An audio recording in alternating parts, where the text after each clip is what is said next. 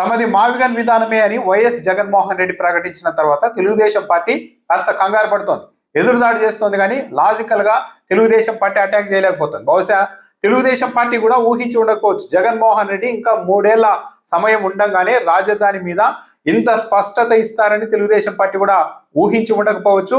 AP మేధావుల forum convener Chalasani Srinivas అయితే ఒక అంశాన్ని ఒక టీవీ ఛానల్ డిబేట్ లో చెప్పారు. జగన్మోహన్ రెడ్డి ఈ ప్రకటన చేసిన తర్వాత చంద్రబాబు నాయుడు అమరావతిలో బ్రాండిక్స్ లాంటి ఒక సంస్థను ఏర్పాటు చేయాలి, అలాంటి సంస్థలను ఏర్పాటు చేయాలి. ఒక బ్రాండిక్స్ లాంటి సంస్థ వస్తే దాదాపు 40,000 మందికి అక్కడ ఉపాధి లభిస్తుంది. ఓ 40,000 మధ్యతరగతి కుటుంబాలు అక్కడ ఉంటే అమరావతికి ఒక స్ట్రక్చర్ వస్తుంది, అన్ని వర్గాల వారు అక్కడ ఉంటేనే అది రాజధాని అవుతుంది అంటూ ఒక సలహా ఇచ్చారు. చలసాని శ్రీనివాస్ సలహా అయితే మంచిదే, కానీ చంద్రబాబు నాయుడు గారి నిర్ణయాలు ఆలోచనలు ఇంత సరళంగా ఉంటే అసలు ఇంత రచ్చ ఎందుకు జరుగుతుంది? చంద్రబాబు నాయుడు గారు బ్రాండింగ్స్ లాంటి సంస్థను ఏర్పాటు చేస్తే, ఇప్పుడు అచ్యుతాపురంలో ఉంది ఆ సంస్థ, ఏం చేస్తుంది?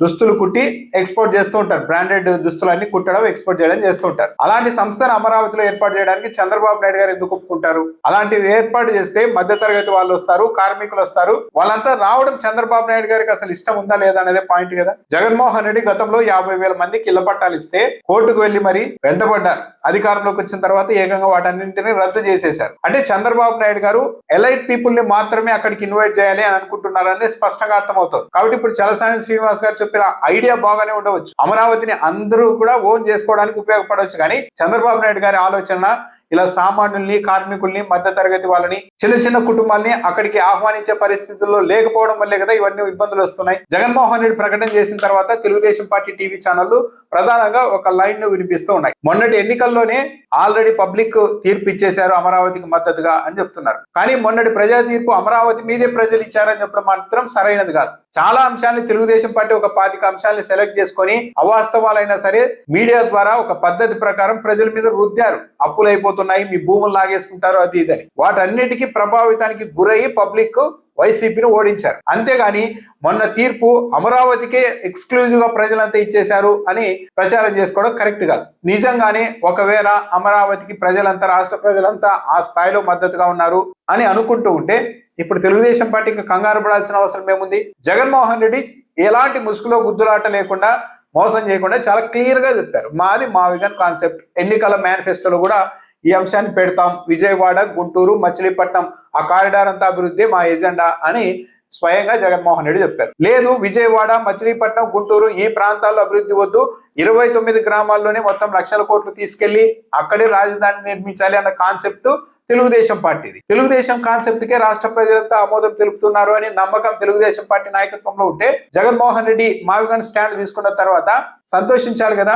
అవును, రండి ఎన్నికల్లోనే చేర్చుకుందాం, అమరావతికి మద్దతుగా ప్రజలంతా ఓట్లేస్తారు అని అనే పరిస్థితుల్లో తెలుగుదేశం పార్టీ ఉండాలి. అలా కాకుండా జగన్మోహన్ రెడ్డిని తిట్టడం, దూషించడం మళ్ళా ఎందుకు మొదలు పెట్టారంటే 2 పాయింట్లు కనిపిస్తున్నాయి.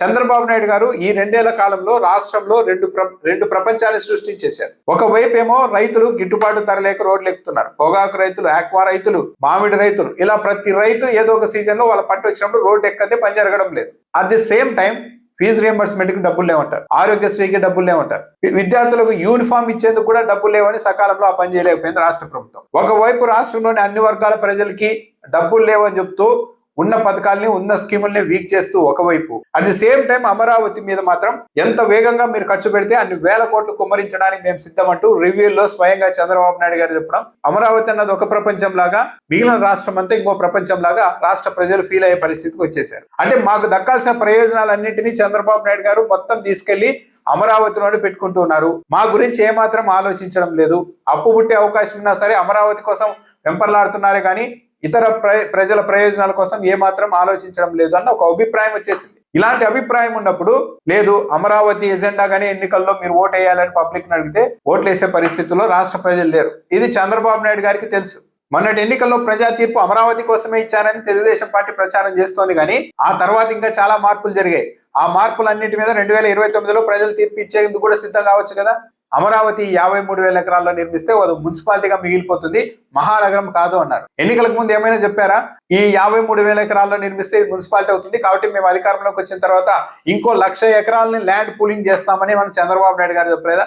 చెప్పారా? చెప్పలేదు. విజయవాడలో గన్నవరం ఎయిర్పోర్ట్ ఎందుకు పనికిరాదు, దాన్ని పక్కన పెట్టేసి అమరావతిలో సొంతంగా కడతాము అంటున్నారు. ఇలా మిగిలిన ప్రాంతాలన్నింటినీ నిర్లక్ష్యం చేస్తూ ఎన్నికలకు ముందు చెప్పని అంశాలన్నింటినీ తీసుకొని వచ్చి లక్షల ఎకరాల ల్యాండ్ పూలింగ్ చేస్తూ ఈ విధంగా లక్షల కోట్లు ఖర్చు పెడుతూ ముందుకు వెళ్తున్నప్పుడు ఈ కాన్సెప్ట్ ను పబ్లిక్ ఎలా అంగీకరిస్తారు? జగన్మోహన్ రెడ్డి సింపుల్ గా చెప్తున్నారు, అదే సిఆర్డిఏ పరిధిలోనే ఇగో ఇలా లక్షల కోట్లు తీసుకెళ్లి ఒక 29 గ్రామాల ప్రాంతంలో ఖర్చు పెట్టాల్సిన అవసరం లేకుండా, మిగిలిన రాష్ట్రాన్ని అంతా ఎండబెట్టాల్సిన అవసరం లేకుండా, మిగిలిన రాష్ట్ర ప్రజల సమస్యల్ని పట్టించుకోకుండా మొత్తం అక్కడే డబ్బులు ఖర్చు పెట్టాల్సిన పరిస్థితి లేకుండా మావిగన్ అనేది సింపుల్ కాన్సెప్ట్, సింపుల్ గా అయిపోతుంది అని చెప్తున్నప్పుడు విఘ్నులైన ఏ ప్రజలైనా సరే ఇదొద్దు, విజయవాడ, మచిలీపట్నం, గుంటూరు ప్రాంతాల అభివృద్ధి వద్దు, తీసుకెళ్లి ఆ 29 గ్రామాల్లోనే లక్షల కోట్లు పెట్టడం కరెక్ట్ అని ఏ విఘ్నులైన ప్రజలైనా సరే ఎందుకు మద్దతు ఇస్తారు?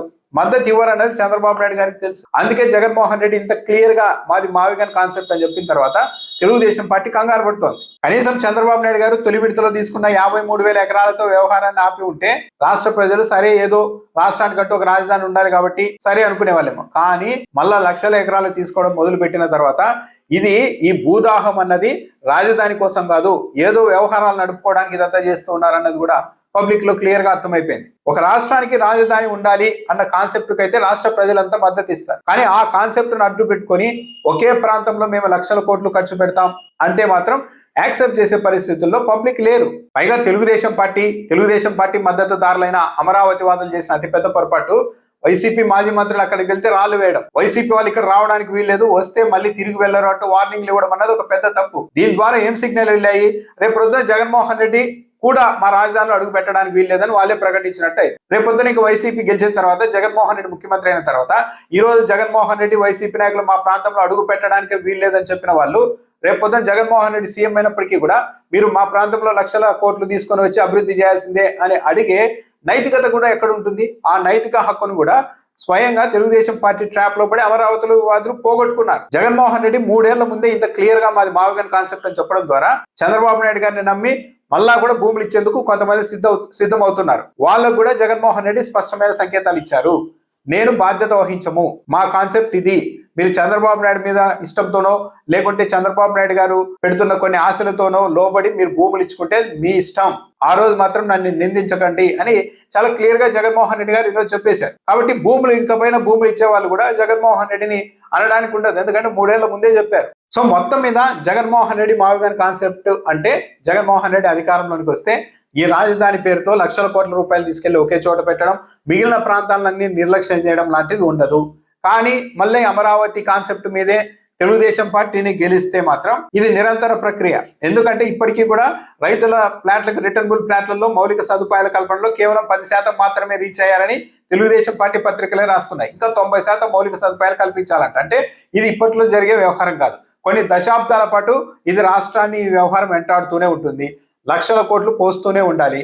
కాబట్టి అమరావతితో ఎన్నికలకు వెళ్ళి మళ్ళీ టీడీపీ గెలిస్తే మాత్రం ఇక రాష్ట్రం నిరంతరం లక్షల కోట్ల రూపాయలు అక్కడికి తీసుకెళ్లి పోస్తూ ఉండాలి. పైగా ఇంకోసారి గెలిపిస్తే తెలుగుదేశం పార్టీని చూసారా అమరావతికి ఈ స్థాయిలో యాక్సెప్టెన్సీ ఉందని చెప్పి ఇంకా దీన్ని 1,00,000 ఎకరాలు తాపుతారో లేకుంటే ఇంకో 2 లక్షల ఎకరాలకు వెళ్తారో, ఎన్ని లక్షల కోట్లు తీసుకొని వచ్చి ఏ స్థాయి ఇప్పుడు చంద్రబాబుకి 20,000 చెల్లిస్తూ ఉన్నారు, దాన్ని 40,000 కూడా తీసుకెళ్ళినా కూడా అడిగే వాళ్ళు ఉండరు. సో రాష్ట్ర ప్రయోజనాలు, రాష్ట్ర ఫలాలు అన్ని ప్రాంతాలకి, అందరికీ సమానంగా, అన్ని వర్గాలకి, రైతులకి అందరికీ దక్కాలి అంటే ఈ అమరావతి అనే విపరీత ఖర్చుతో కూడిన వ్యవహారానికి ఏపీ ఎంత దూరంగా ఉంటే అంత మేలు. అదే జగన్ చెప్తున్న మావిగన్ కాన్సెప్ట్. విజయవాడ, గుంటూరు, మచిలీపట్నం ఆల్రెడీ అవన్నీ కొద్దిగా అభివృద్ధి ఉండేటి వాటి కాస్త బూస్ట్ ఇస్తే ఆటోమేటిక్ గా పికప్ అవుతాయి అన్నది జగన్మోహన్ రెడ్డి కాన్సెప్ట్.